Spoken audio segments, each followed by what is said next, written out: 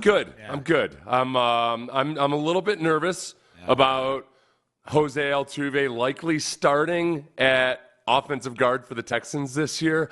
It's just as viable an opportunity as anybody else right there right now. But other than that, I feel like he's a veteran. Yeah. He can get in his reps, and he can play left guard for the Texans. That's where we're at right now. I'll be cool with that. Yeah, that's where we're at. So I was wondering about this morning. I was thinking about this. Like, I'm super excited for the Texans season this coming season. It's hard not to be. They're a good team. Made some improvements on defense. They're tearing down the offensive line, which I think as in a vacuum, as a thought process and a philosophy, I think most Texan fans agree with it. But I posed the question yesterday: when does the Toradol of the Laramie Tunsil trade, the overall good feeling of just, okay, Laramie's not here anymore, we don't have to worry about the lack of leadership or the poor leadership, however you want to frame it, in that offensive line room. Now I'm at the stage, Seth, where my question is, okay, on this good football team, and it's undeniable, the Texans are a good football team. They were one of the last 8 teams standing last year. They're not great, but they're good.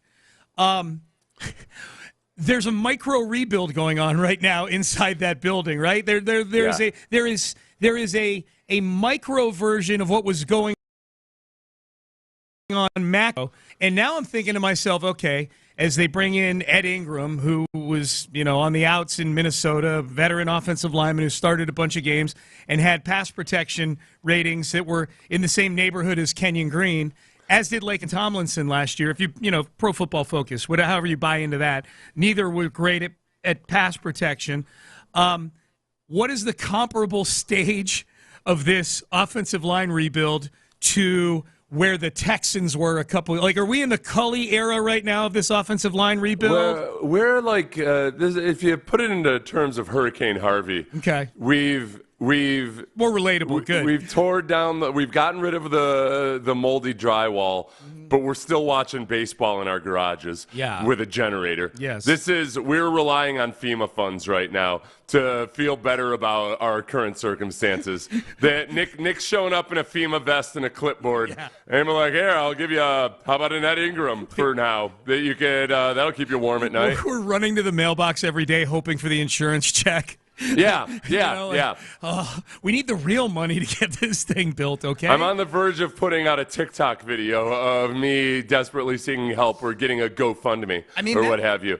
That is really what this is. This is a mini rebuild going on within the framework of a team that is largely rebuilt. Like most of the defense is rebuilt. Like this is a Super Bowl caliber defense.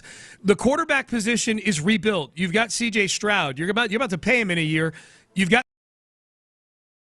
C.J. Stroud in various states of repair or disrepair. But the offensive line, is in FEMA mode right now. I think that with Ed Ingram, so the latest signing at guard. He was a starter for 1.5 seasons for the Vikings. He's a second-round pick. When you watch him play, you can see the athleticism that made him an interesting prospect. And he has some really good clips of him doing some really good stuff, including against the Texans. I went back and watched some games versus the Texans. Oh, yeah, they played There's some snaps versus the Texans. They played the Vikings this year. Before he was benched. And that's the upside is, all right, this is a guy that the Vikings at least thought highly enough of to make him a starter for a chunk of time. Mm-hmm. And the consistency isn't there. Yeah. So much like Kenyon Green, who I'd say last year in the Colts game did some really good things, but you just got to do it consistently. The offensive linemen are a lot like baseball players. It's that you can pick out the best moments and think, oh, wow, that's an awesome baseball player. Yeah. Take the best at-bats John Singleton has had. Yeah. And you're like, look at this monster. Yeah. This guy's a beast. Yeah. It's a matter of how often do you do it and how regularly do you do it. So Ed Ingram's a guy that hasn't done it consistently. The biggest thing I would say about the offensive line patchwork right now is that in signing 2 veteran guards, I think it's a very clear indicator that there will be genuine competition this year. Yes. If there was one thing that bothered me last year all through training camp, it was that, they must feel really because they have just put their names in ink on the depth chart, and the tackles aren't practicing. They need their rest. They need they've got a little owie or something. and that somehow you're going to just show up in week 1 and be A-okay on the offensive line. That goes against the grain of everything that they preach.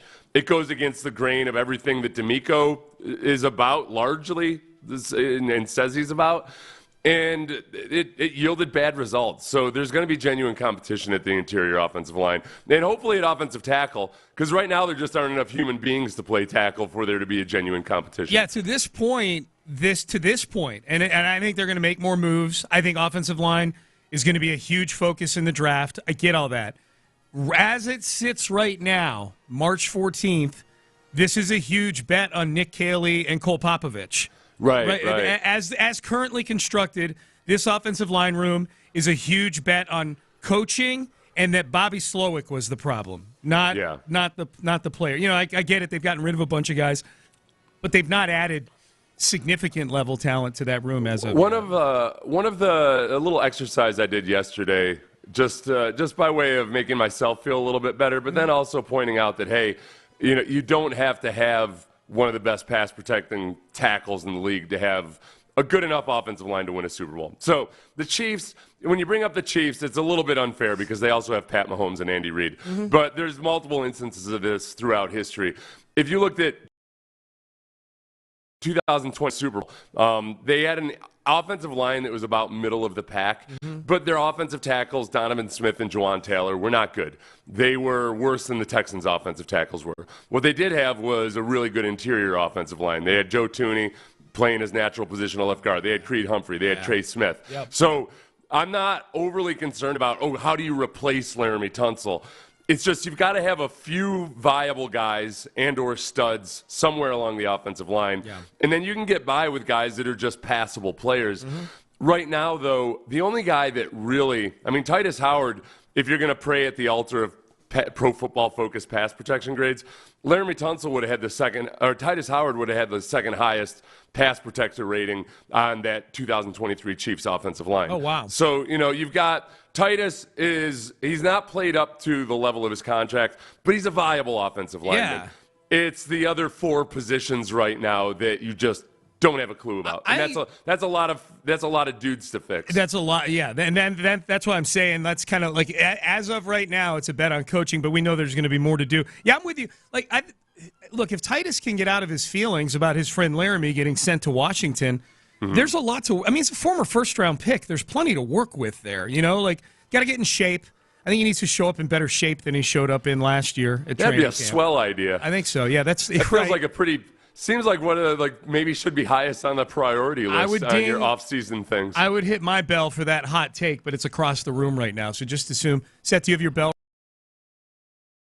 right there? Yeah, this needs to get in shape. That's a big take by me right there. I feel good about today mentally because I already caught myself with one naming error, and then I like that I opened up the show with something that was going to make you try to figure out whether to correct me or not when I said that Jose Altuve might be a starting left guard for the Texans. And what happened? You understood that it was a joke. I did. Yeah, I did. Good. We're gonna have a good I didn't show. plan that either. It just came to me in the moment because I was watching Jose Altuve jump too early on that catch yesterday right before the show. Dude, that catch. That attempt at a catch. Yeah. You're getting some love on the text page right out of the chute. Well said, Seth. I think they're talking about your FEMA comparison. That was good. Oh, okay. That was solid. I like the image of, I'm going to have to work on my Photoshop skills this afternoon and put Nick in a FEMA coat. Yes. Nick and Cole Popovich in a FEMA suit and Nick Caley. Let's hear from the newest Texan. Here's Ed Ingram, the offensive lineman they picked up from Minnesota yesterday. Went to LSU in college, former second-round pick. Talking about you found this audio. This was in the Area 45 last night. They found it. So this was Darren Wolfson talking to Ed Ingram a week after losing his starting job to Dalton Reisner. This is long, but it's interesting. And how good of a feeling is it when Dalton, post-game or yesterday here in the locker room, speaks so highly of you? Like, that has to put a smile on your face, as tough a situation as it might be. It's a good feeling, but I'm not surprised by it at all, just because of the type of guy he is. So, me and Dalton are boys, which made this transition a lot easier when it happened. So, I'm excited for him. Is it hard? This is my first time dealing with NFL adversity. So it was definitely hard, but it's tough not being out there with my boys. But at the end of the day, I'm taking this as an opportunity to sit back behind Dalt, watch him. He's an older player. He's a vet. Learn from him. Focus on my technique. Focus on asking coaches questions, different stuff like that. So, did you ask the coaches directly, why is this happening? I didn't really have to ask them because I kind of just knew what it was. Just about me, just cleaning up the little things. I feel like I'm great in the run game, but sometimes I fall off blocks. So it's just about cleaning up those little things that can make me a great player. I actually think. Now, hey, I'm definitely not an offensive line expert. I won't pretend to be one. But I felt like Colts game, Rams game, that you played pretty well. I don't know about the Jacksonville game, but those two games, Rams and Colts. Mm-hmm. So it surprised me a little bit. Yeah, it's surprising, but at the end of the day, they got to do what's best for the team. And all I can do is control what I can control, which is myself and how I respond to it. So, where does that positive mindset come from? Does that go back many years? God, praying to God. I got a good support. My teammates, all of them asking am I okay, talking to me, talking to some of the vets, Griff, talking to him. I got a good support system around here, so. I like the guy. I like the guy. Yeah. I like the guy. He's a swell fella. Yeah. Stay on your blocks. I like it. Yeah, stay on your blocks and be better in pass protection. Yeah. Scrappy. Look, all I ask for is scrappiness as a baseline. A, these are our offseason priority lists. A, show up in shape. That goes for everybody. I'm not singling out. He does look like he's in really good shape. Yeah. Which could be a minus because he's about 305 pounds. So it's not like he's a road grader of an offense. Right. But he does get stuff done in the run game because he's scrappy. He'll work up to the second level. He'll help. He'll scrape off the defensive tackle, work up to the second level. Had a couple nice blocks against Azeez Alshire last year in the Texans game. But also, I like that he owned it, that he saw it coming. He self-scouted him well enough to know he wasn't playing up to snuff. He did a shout out to God. Popular with CJ, I'm sure. Yeah. Mostly, I just liked Darren Wolfson and asking the question, starting off with, talking to a guy who'd just been benched, but Dalton Reisner apparently said something nice about him. Yeah. How good of a feeling is it that the guy who replaced you said something nice about you? I was like, it feels like It feels like a Berman question. Okay, yeah. Okay. Do you know that Dalton Reisner just said that you're a pretty good guy? What do you think about that? Hey, we're here at we're here at Seth's the funeral of his wife. Hey, Seth, how awesome is it that Brandy had a life insurance policy? Isn't that a great feeling? That's kind of what it is. Sure. Amongst many other things that are going through my mind right now, I guess there's always a silver lining. Thanks for the props, Dalton Reisner. Yeah. Appreciate it.